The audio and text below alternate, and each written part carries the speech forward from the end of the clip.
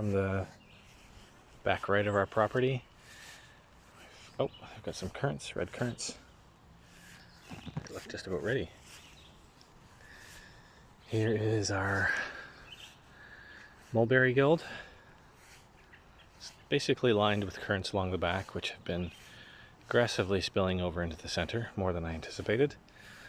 That's okay. There's a variety of squash and beans and randomly sowed things in here, basically leftover seeds. It's typically my strategy for this half of the garden bed because I don't know, I just can't plant everything. There's a ground cherry I planted from, it was about 1 inch tall.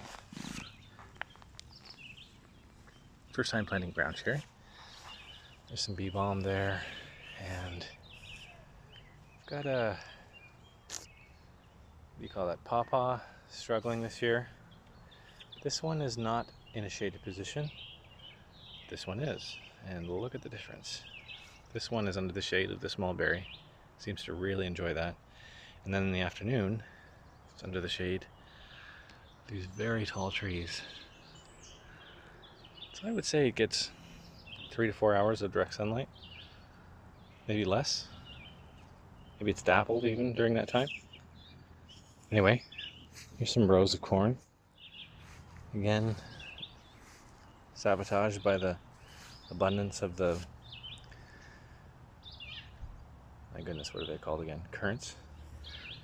Some rhubarb there. This is a beautiful sage plant. This is a Chicago hardy fig. Another one right there. And I don't protect them, but in my zone they just seem to come back every year. They never really produce fruit, but I'm going to experiment trying to overwinter them this year. Here is the other part of the figure 8, which is got hascaps on contour. This is basically a ditch that is on contour, so the water basically flows down, hits this. It doesn't really flow one way or the other, so it just kind of seeps into the ground. And as a result, you get some tremendous growth like this. This is 1 year's growth all the way down to the base. That is an apple tree, grafted. And then there's just all kinds of characters in here. This bottom part is like the most undefined part of this figure 8, but it's got a little bit of a perimeter, and it's got another hazelnut, American hazelnut. I don't know if it'll cross-pollinate with that hazelnut. It's in slightly different lighting conditions, so it might actually flower at different times, perhaps enough to get some cross-pollination. I don't know. Here's some garlics. I have harvested all the garlic scapes, and we have made pesto out of that.